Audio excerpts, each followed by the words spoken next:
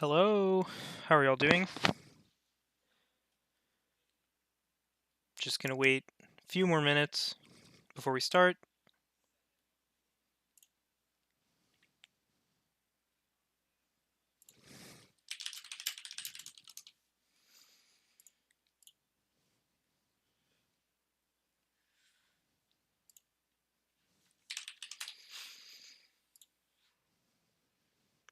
Don't forget to sign in using this link.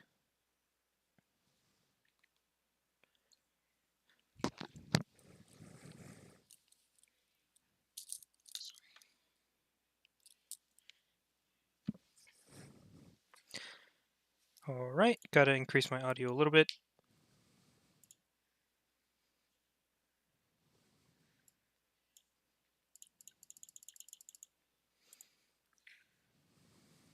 Alright, how am I doing now?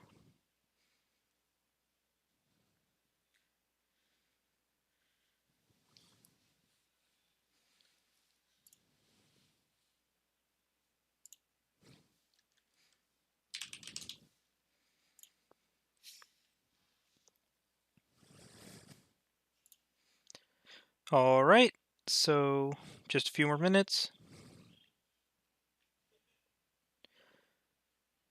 Hey Christoph, how are you doing?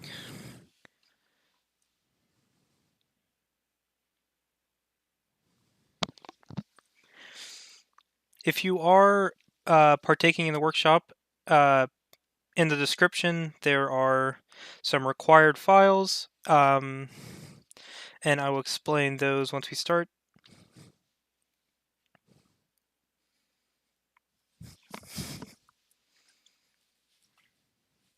And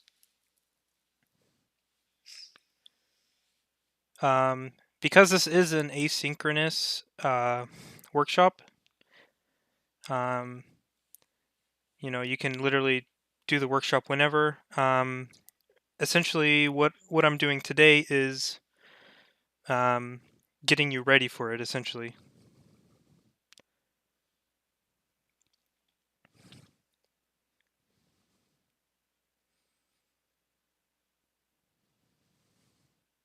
All right, at 7:04 I will begin.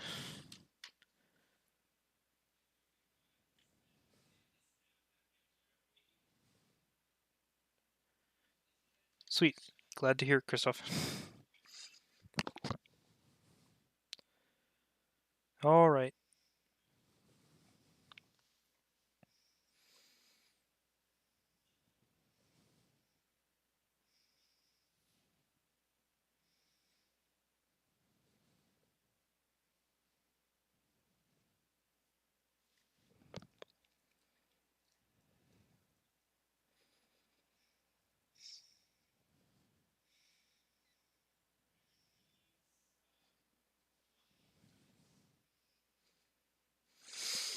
All right, I suppose I will begin now.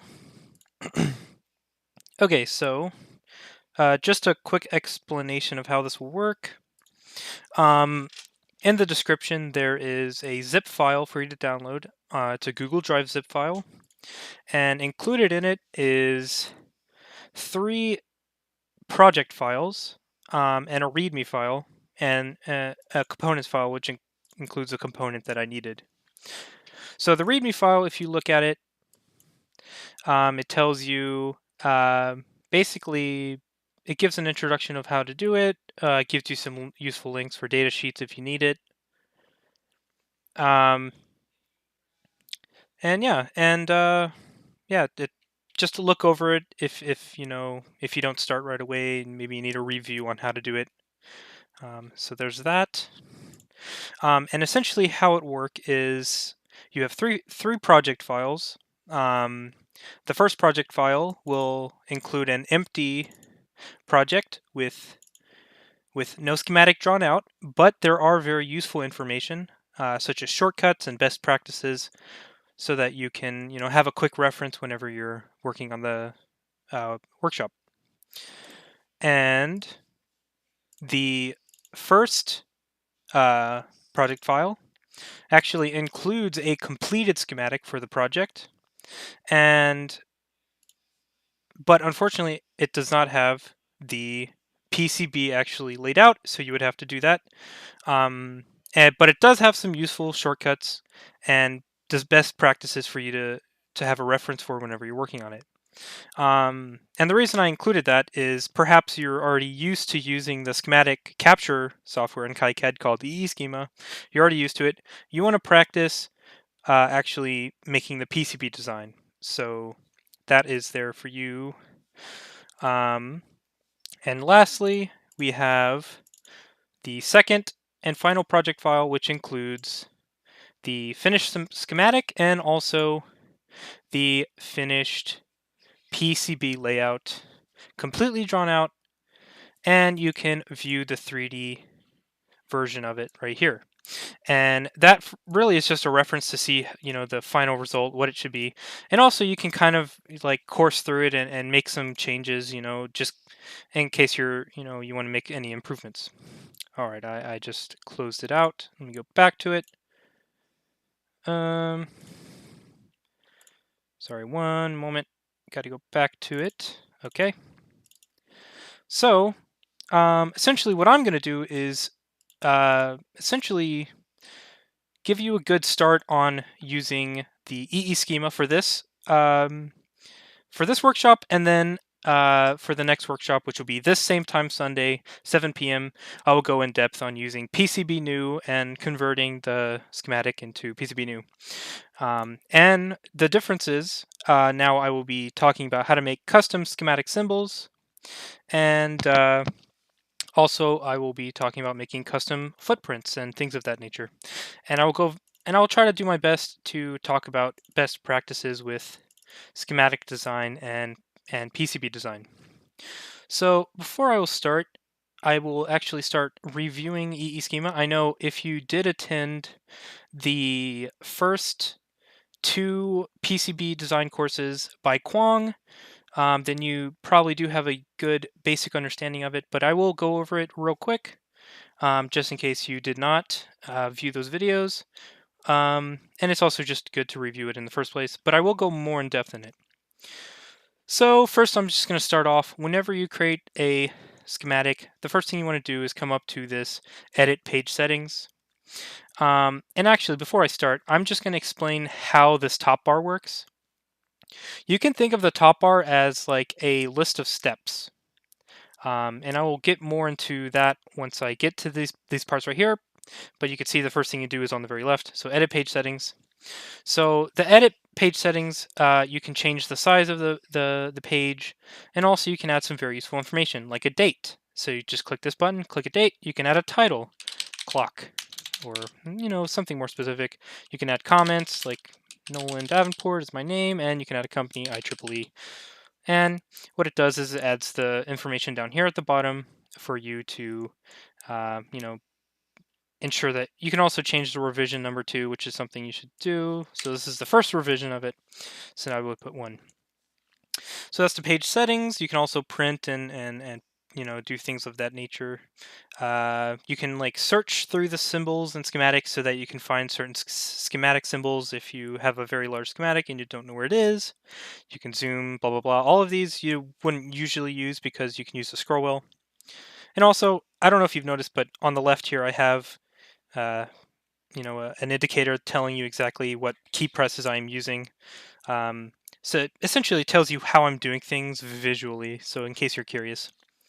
Okay, so I will explain these later, so let's skip those. And coming to the right, we have the select item. That's a basic thing. We all know it helps you select items and you can like move things and stuff of that nature.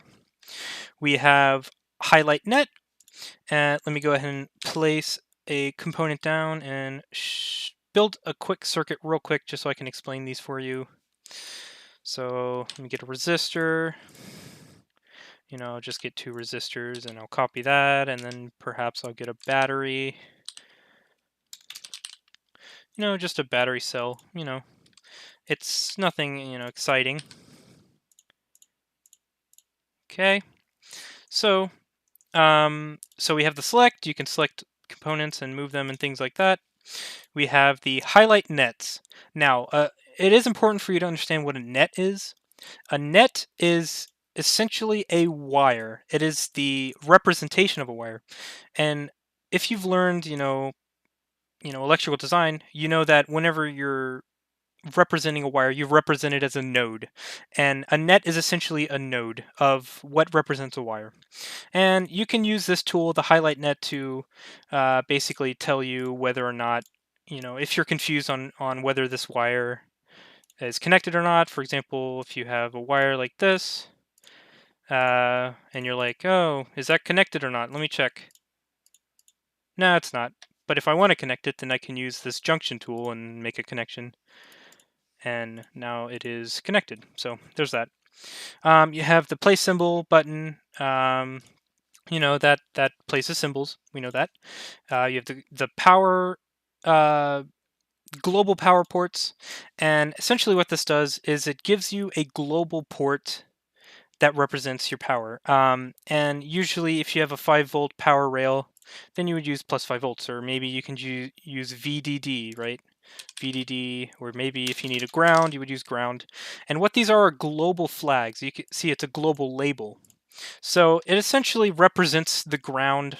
If you were to place this, then it would represent the ground for your entire hierarchy. And I'll explain hierarchies in a bit. So, if two things are connected to ground, then they would be the same net. All right, this wire I kind of glitched. I suppose I just found a bug.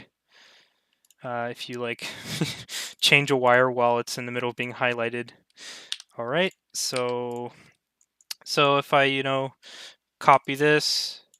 Oop, I did the wrong one. It's Control. Nope, it is Shift.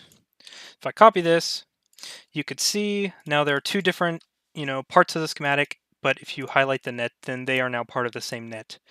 And of course, you could do the same with like a power and ground rail as well.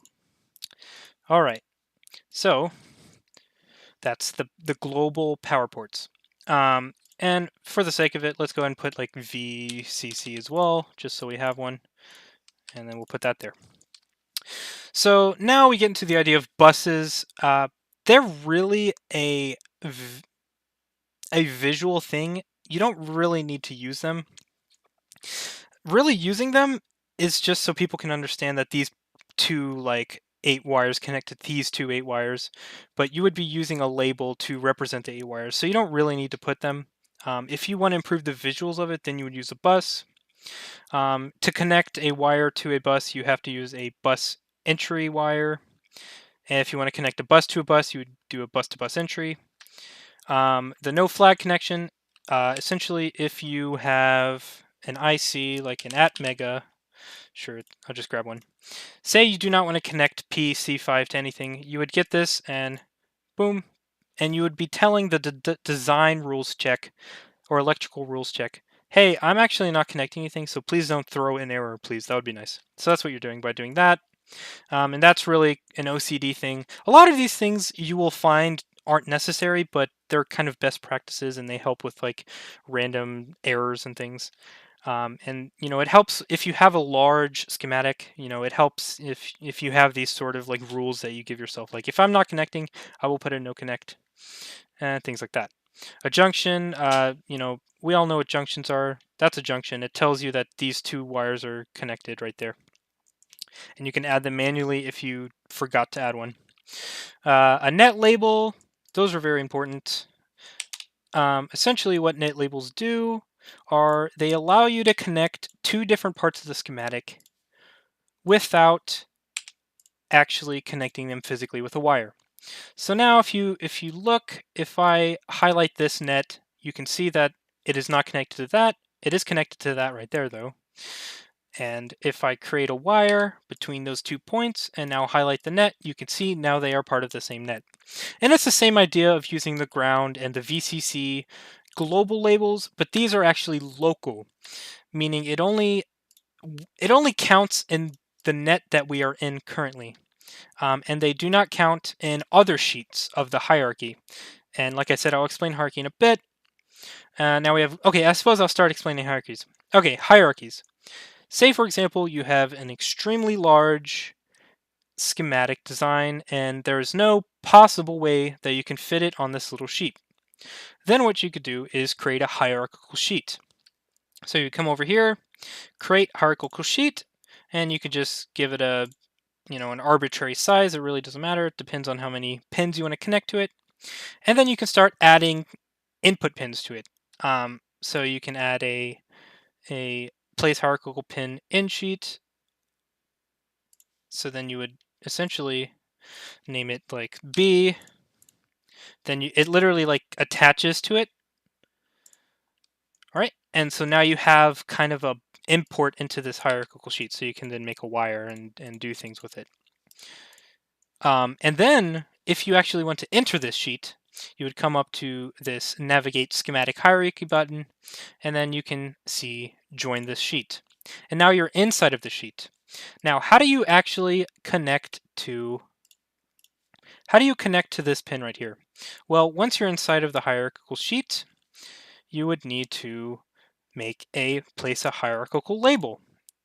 And I believe I called it B, something like that. And now we have a connection into our circuit, just like that.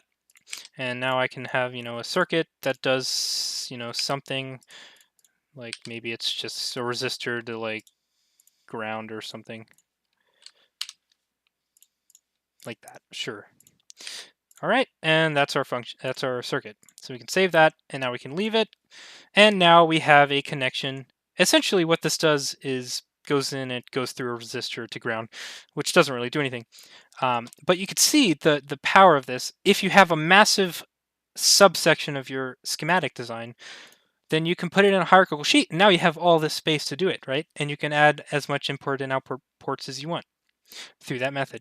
Now, if you're a student, you're probably not going to have designs so large you can't even fit it on a single sheet. So you probably don't have to worry about that. But that's hierarchical design. If you want to learn more about this, by the way, if you want to learn more about anything about KiCAD, I would highly recommend going to KiCAD.org. They have really good documentation. All right, so now that we talked about KiCAD and how to use it, now we're going to talk about something very important, shortcuts. If you're designing something, you want to use shortcuts because it just improves the workflow drastically. Honestly, like, using these buttons are obsolete sometimes if you get good at the shortcuts. So let me just explain some quick shortcuts. You can press A to place item that represents this place symbol button. So if you press A, as you can see, I pressed A and it opened up the choose symbol button. Now I want to, place a resistor.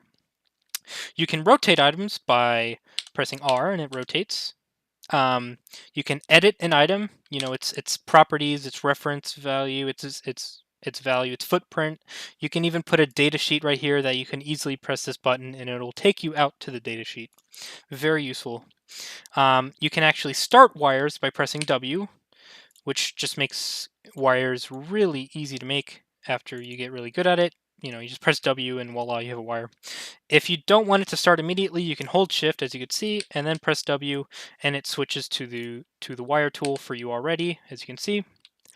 And that really works for most of these like instant things. Like where it starts instantly. If you hold Shift, it won't start instantly, and you can choose when to start it. G is drag item, and M is move schematic item. And I know, what's the difference between these two? And there is a pretty big difference, and I'll explain it. So, dragging items keeps all of its connections stable. So if I press G, you can see that the connections are still there. But no one likes these like angled wires. Unless you're doing something weird, you usually would not want that. So you would just like instead do drag selection if you want to like move the whole wire down. So drag selection is control and then left mouse, and you would select this and the wire, and as you can see, now I can move it down like that. I want to move this down now, which is a very useful thing. Control and then selecting things is probably one of the most powerful things you can do. It helps with, if I want these to be to the left, now I can be to the left, But it is useful sometimes to press G because you can move like corners. Like, say this happens on accident, you're like, oh god, I don't want that. I don't want to like delete these wires and redraw them. I could just go up to this corner, press G, and bring that down. Now M is different in the fact that it moves specific things right when you like specific things, even if it's a text field. For example, if I press M, I can move this text field.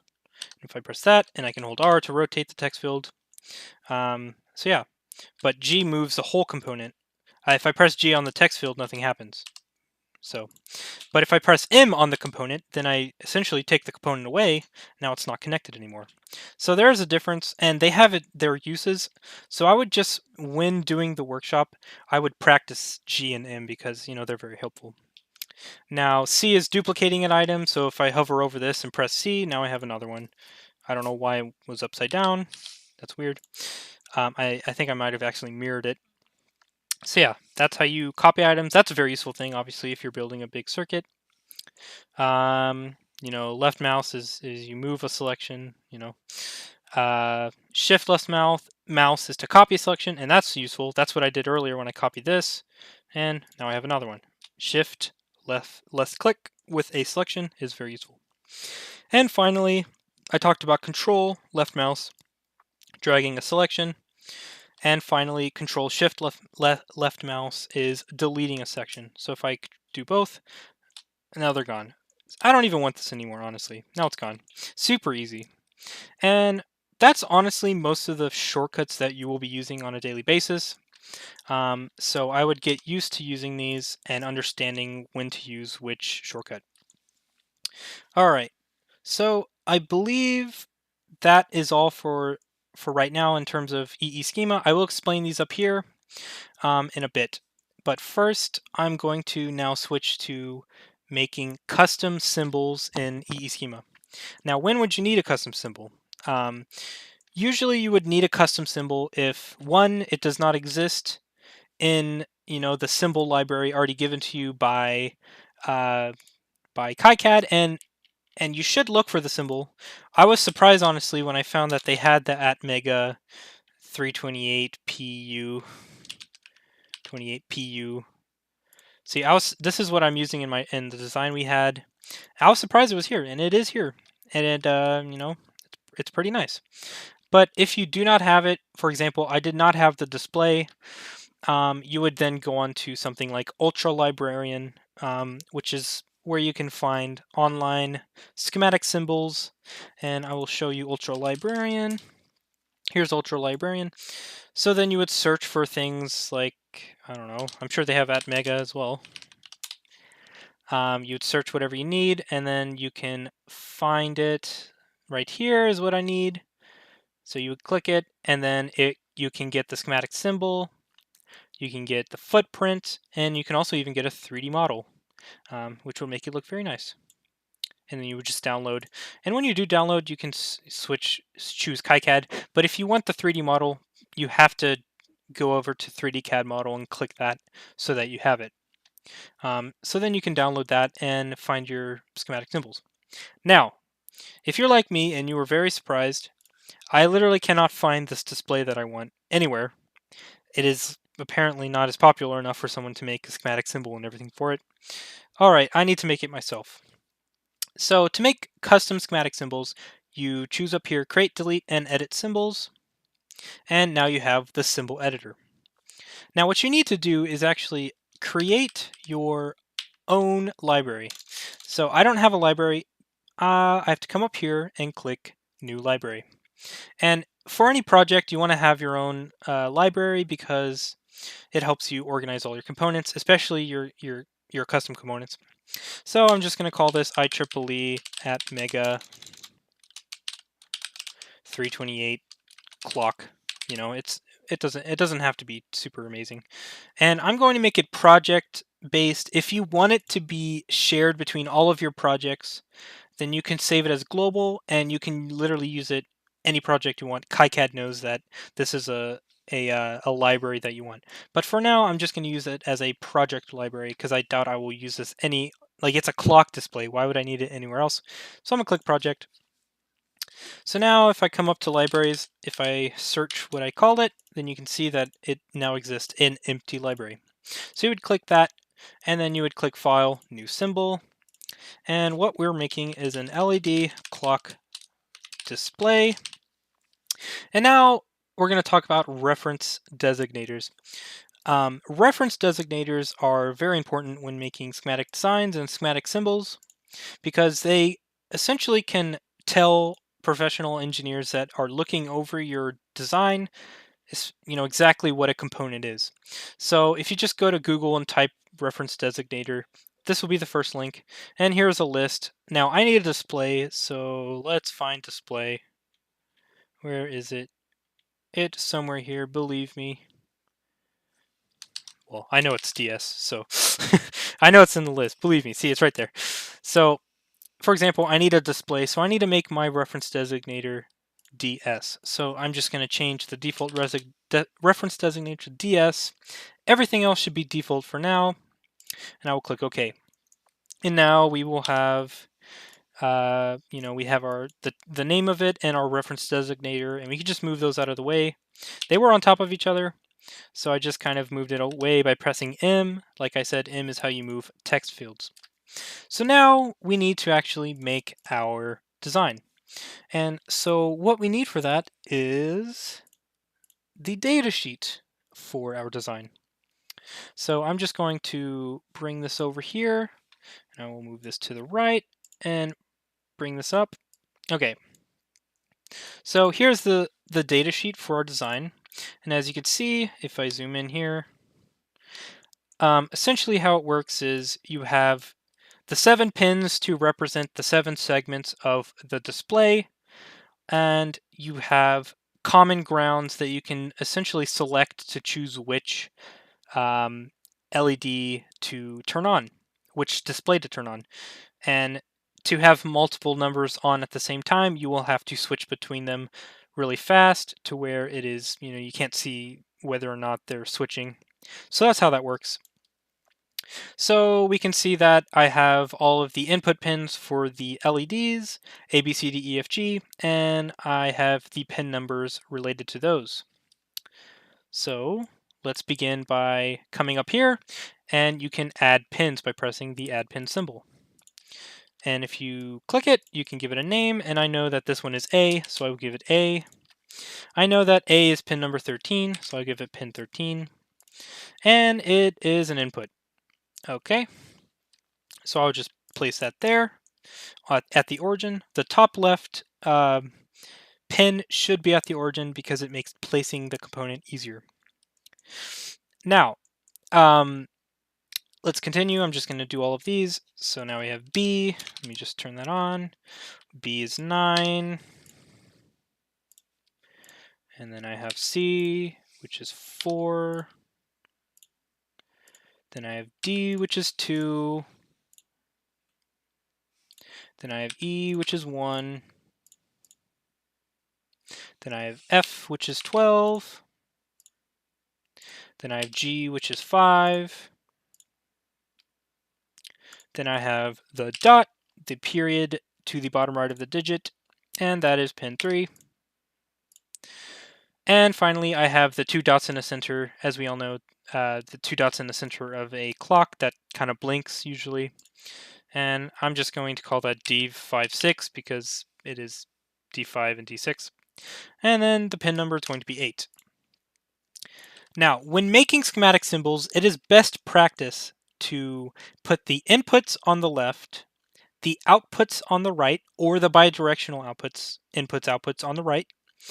Any positive voltages you will place at the top, and any negative voltages or ground you would place at the bottom. And I can actually show you if I show you this right here, the @mega, you can see on the left are various inputs, on the right are bidirectional inputs or outputs. You can see at the bottom there are grounds, and at the top you have your VCC and AVCC. So that is convention for creating schematic symbols.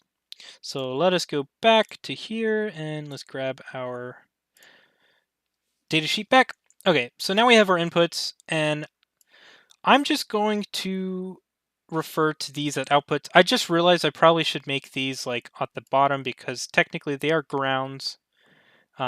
So I'm actually going to do that now. I did not do that earlier, but I will do that here. So I'm going to call this one digit 1 because it is the common ground for digit 1, and I'll call that pin 14. And technically this should be at the bottom, and that is what I'm going to do. just kind of position it right there. Digit 2 is pin 11. Okay. Oh yeah, and just if you're confused, the parts that you connect to the pins are where the circles are. So that is actually where you would be pointing away from the schematic symbol. And it essentially you can tell if it's correct because the name of the thing should be inside of the box, and we're going to create the box later by doing this. So let's first finish up all these pins. Now we have the dots, the 2 dots in the center. That is number 7, and these are commons. Let's see what else we have. We have digit 3. And digit 3 is pin 10. Okay. And finally, we have digit 4, which is pin 6. That is pin 6. All right. So there's our schematic with all our pins, and you can see, 1 through 14. I believe it's a 14-pin uh, uh, display. So now what you do is you kind of create a box around it to where it looks nice. There's no real best practices for this. Just make it look nice. And then we can go back over here and move our text field values back onto the top. So now you can see the top left pin is at the origin, and it follows the the convention of inputs on the left and grounds at the bottom, outputs on the right, positive voltages on the top. And I just realized I forgot to change the pin type. So these are inputs. I think I don't really know what you would call an anode for an LED. Is that an input? I don't know. It doesn't cause errors, and it doesn't really matter too much as long as you know that this would be where the power gets input into it. But if you press E, as you can see I pressed E, you can actually go back and edit the properties of the pins. And I realized that these are power outputs, power inputs. What would you call this? I don't know, so I'm going to call it unspecified. I don't know what you would call ground, so I'm going to call it unspecified. And that's me telling the computer that I don't know and that I don't really care. So if I were you, I would do research on whether or not yours is an input or output or things like that. All right, so I'm making those unspecified. So there we are. I'm finished with this. Now I can, go up here and click Save. And now if I go back to EE Schema, my project, now what I can do is if I press A, now I can actually search the library name. So mine is IEEE underscore. And you can see now I have my schematic right here, my symbol right here. And I just realized I want it to look more like that with a fancy background. So I'm actually going to go back into it and double click on the line and fill with body background color. And that just makes it look easier. It designates it or distinguishes it from various other things, the background and such. So there's that. That's how you make a custom schematic symbol. And you can. It's very easy to make these. So if you can't find it, sometimes it's best to just make your own if you can't find it anywhere. And another good use of this, and another good use of EE Schema in general, is the fact that you don't even need to use this software for making PCBs at all. It's just a good schematic design tool in general. So for example, you can draw out the schematic for a car's chassis wiring, which you can't possibly put in a PCB. It is still useful because of how easy it is to create schematic symbols and how easy it is to connect everything up as you need. Let's see what else. What else do we got? Let me check. So I reviewed EE Schema. Oh yeah, and if you're curious about how to find the hotkeys, you can go Preferences, Preferences, and then you can choose Hotkeys right here, and it has every hotkey you would ever need, all hotkeys that exist. Okay. So I went over the hierarchical labels. Okay, so before I go into electrical design rules checks and annotating schematic symbols, let me just tell you some schematic design best practices. Okay, so like I said earlier, you want to make sure you use proper reference designators. And I did put the link here, so if you are doing the workshop, you can press E on this, and then you can copy this link and go to it if you need to. And like I said, reference designators tell people who are looking over your schematic that, hey, that's a battery, because I know that BT stands for battery. Hey, this is a resistor. You know, maybe this could be anything. Like, this is just a square. What is it? Oh, it's a resistor because of the reference designator. And, oh, what is happening? Okay, someone just banged. I believe my neighbors under me do not like when I'm loud. Anyways, so that's reference designators, and they're very important. Another best practice is to fix the component text fields if they overlap. So what component text fields are these words right here. And what I mean by if they overlap is if, for example, like that. Yeah, there's no problem with that, but now like it kind of obscures the design. And if I move this over here and then move that up, and now it's like completely blocked.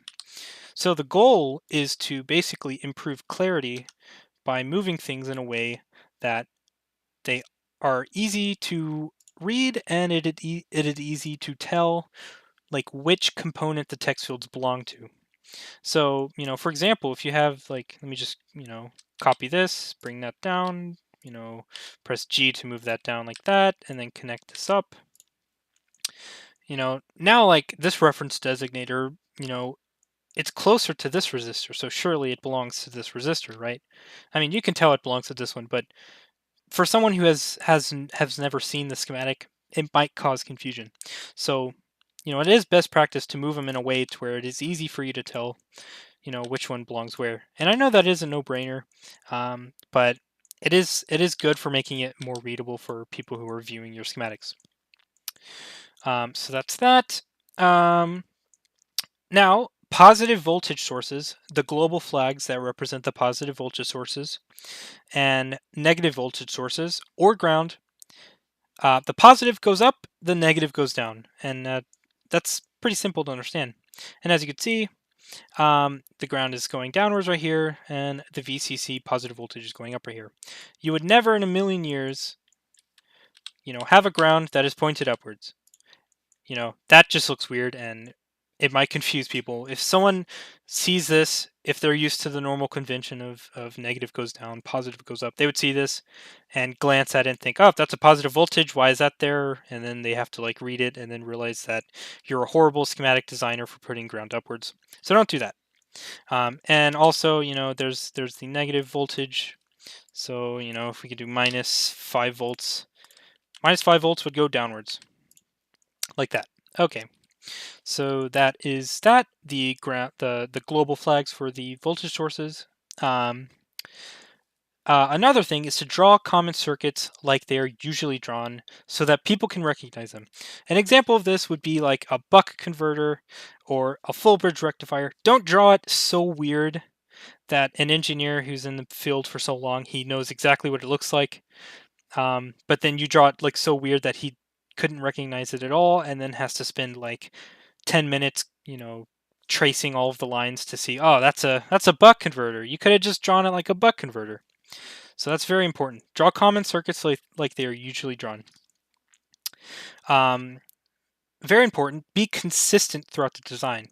If you have a positive 5-volt voltage rail, use the same thing to represent it. Don't represent this by both VCC and plus 5 volts. Because if these are supposed to be the same thing, then name them the same thing.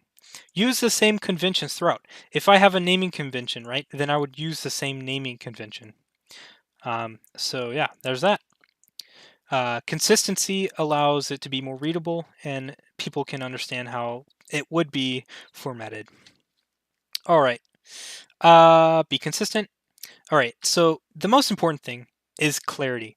You don't want to draw a schematic for people to struggle to understand it.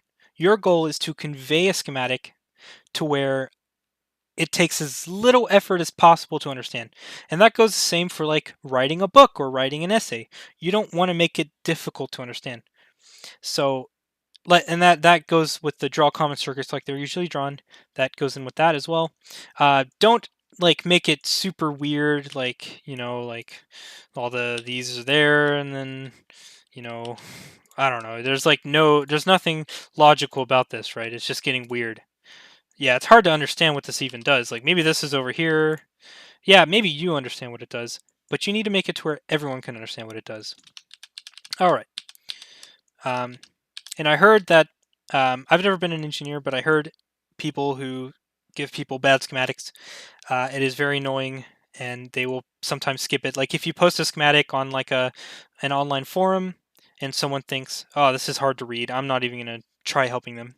So even when you're posting stuff to get help online, you should try to probably make a good schematic. Let's see. Okay. And this really isn't a, schematic design best practice, but it is a good thing to keep note.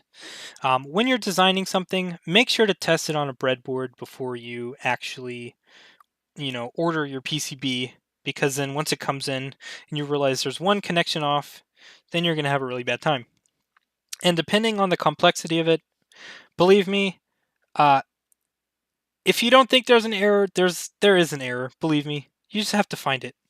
If you've ever written code, you never write code and then it's correct the first time. It just doesn't happen. Well, it does happen, but they're like one-off chances. Anyhow, and like I said, you don't have to use Schema for only making PCB designs.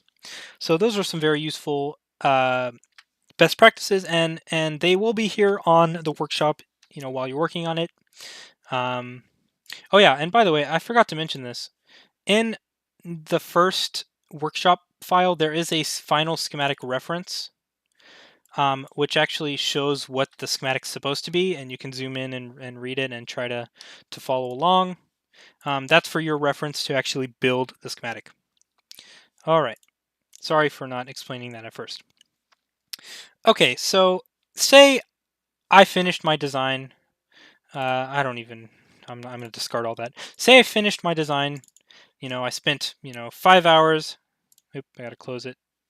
I have to close it previously. And let's try again. Okay. So, boom, I just finished it. Wow. You didn't see me. I was really quick, but it's done now. All right. So here's my design. When placing components, you'll see that the reference designator has a question mark. You can actually press E to change that yourself, right? And you can change them all to whatever you want. But that is very time consuming, especially for a larger circuit. So when you're finished, just keep all the question marks while you're building it, while you're designing it. But when you're finished, you can actually automatically annotate those by pressing the Annotate schematic symbols. So you press that. You can either sort it by X position, to where the things on the left will have lower numbers, or the Y position, where things on the top will have lower numbers. You can be very specific about it. And if you click Annotate, it'll tell you that it annotated everything. So now you can see Y2 is not a question mark anymore. It actually has a value. To switch, J1, that's connector. So that is Annotate schematic symbols. Now, when you're done, you want to make sure that everything, is connected properly. And remember when I said using the no connect is an OCD thing? And that's in reference to the design rules check. The design rules check is only useful if you, follow good conventions when designing, because it'll give you errors that maybe you don't care about, and you're getting them, and you're like, why is this an error? This is no problem. So yeah, follow best conventions, and if there's an error, it might actually help you catch something that you actually did wrong. So when I do a design rules check, you can see that there's an error here. The power output of component J1 is connected to the power output of component flag. So the power flag, I'm having mixed feelings about this. They said to put the power flag on the connections such as the VCC and the ground that are like, big power rails. I don't particularly think this is necessary. I don't remember the justification for it. It might actually be important. I kind of forgot. Honestly, I can delete this and it won't really cause much of an issue. But I guess what it does is it flags these as power rails, so maybe it is useful. But it seems to be providing an error. But all I know is it's not important, so I can skip that error. And then you have this error, pin connected to other pins, but may not be driven by any pin. Okay, I see. It looks like, well, I know this works, honestly. I guess there's something wrong with this, with how can I actually edit the symbol. I want to see what type of pin that is. Yeah, you can see it's passive. In reality, batteries aren't passive. They're voltage sources, so that's kind of weird. I don't know why they did that. So that's why that error was, that's why that error was generated. Okay, so that's design rules check. It helps you basically find errors. All right, and now this part I will actually talk about when doing PCB new. This is how you assign the actual footprints to the schematic. So generating the netlist, this obviously generates the netlist that the PCB design software we use to, put the components into PCB new. And I will talk about this more in depth later. You can use this to edit symbol fields. This looks like lots of squares. And that's so you can quickly edit all the fields without going through the entire schematic. That's very useful. Bill of materials. That's if you need to provide a bill of materials to your boss, which probably won't happen if you're doing your own personal projects. Okay, so I believe I covered everything that I needed to.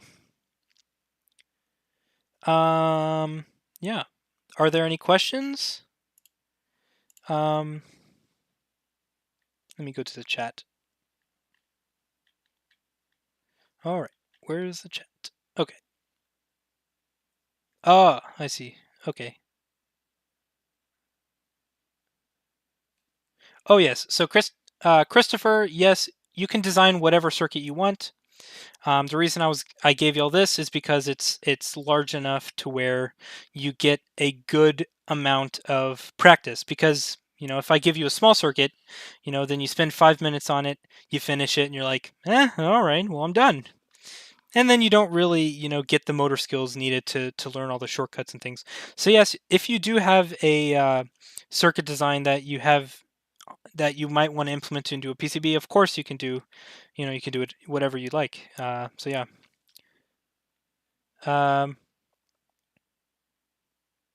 Are there any questions? Symbol header, yeah. Yeah, it's confusing to navigate all of the all of the various different programs that they have here. And yeah, if this was a little too fast for you, like Kwong said, you can view the old videos. You restart this video and watch it again. I believe it'll be posted to where you can review it.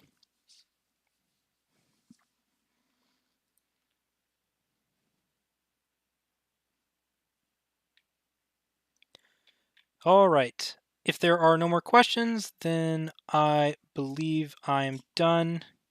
Thank you everyone for listening. And I know it was a lot to take in, but like I said, this is more in depth, and it's a lot of useful information, to help you, make some good quality PCBs and schematic symbols. And tune in for the next part, which will be actually the PCB design part. And quickly, I'm going to give a shout out to Comet Hack. Let me enlarge this so I can see better. So Comet Hack is it's a nice hackathon that's happening April 23rd to 25th. They're gonna reimburse you for hardware expenses. You get cool prizes and swag. You know, the cool stuff. You form a team, 1 to 3 members. And you have 36 hours for the project. It's pretty cool. I'd recommend it. Here's all the Twitter handles and not Twitter, Facebook and whatever that is, Instagram. I don't know, and Discord, of course. So you can find very useful information. CometHack.org is a good place to go to register. So I would recommend going to it. And also, just to do a shout out, where is it? I have it here somewhere. Okay, March with Murata is an event happening Monday at 6 p.m., so I would look out for that. So yeah, those are the shout outs I have. I suppose we are now done, so thank you everyone for joining. All right. Y'all have a wonderful day.